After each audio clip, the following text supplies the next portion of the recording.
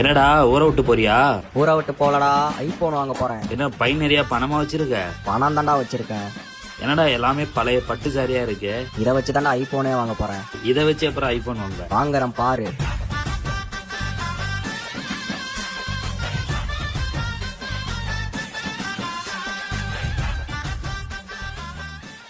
ஸ்ரீ காமாட்சி பட்டு சென்டருக்கு தான் போயிருந்தேன். எங்க அம்மாவோட பழைய பட்டு சாரியை கொண்டு போய் ஸ்ரீ காமாட்சி பட்டு சென்டருக்கு கொடுத்திருந்தேன். அவங்க வந்து அந்த பட்டு புடவையை செக் பண்ணாங்க. அவங்க சொன்னது என்னன்னா, இந்த புடவை இப்படி தேக்கும் போது இது ஒயிட் கலர்ல வந்துச்சு அப்படின்னா அது வெள்ளி ஜரிகை, அது நல்ல ரேட்டுக்கு போகும். அதுவே ரெட் கலர் வந்துச்சுன்னா அது டூப்ளிகேட். ஸோ இந்த மாதிரி வந்து பாத்தீங்கன்னா செக் பண்ணி தான் வாங்குறாங்க. ஸோ இவங்க கிட்ட தமிழ்நாட்டிலே அதிக விலைக்கு எடுத்துக்கிறாங்க. 2 புடவைக்கு 42,000 நான் வாங்கினேன். எனக்கே ரொம்ப ஆச்சரியமா இருந்துச்சு. இவங்க வந்து ஃப்ரீயா வெள்ளி கொலுசுமே கொடுக்குறாங்க. அது மட்டும் இல்லாம உங்ககிட்ட பழைய வெள்ளி பொருட்கள் இருந்தாலுமே அதை எடுத்துட்டு பணமாவும் கொடுக்குறாங்க. எப்படி நீங்க இவ்வளவு பண்றீங்கன்னு சொல்லி கேட்டதுக்கு அவங்க வந்து மெல்டிங் ஃபேக்டரி வச்சிருக்காங்கன்னு சொன்னாங்க. அதனாலதான் இவ்வளவு ரேட்டுக்கும் கொடுக்குறாங்க. இது சேலம் மட்டும் இல்ல, ஓவரால் தமிழ்நாடு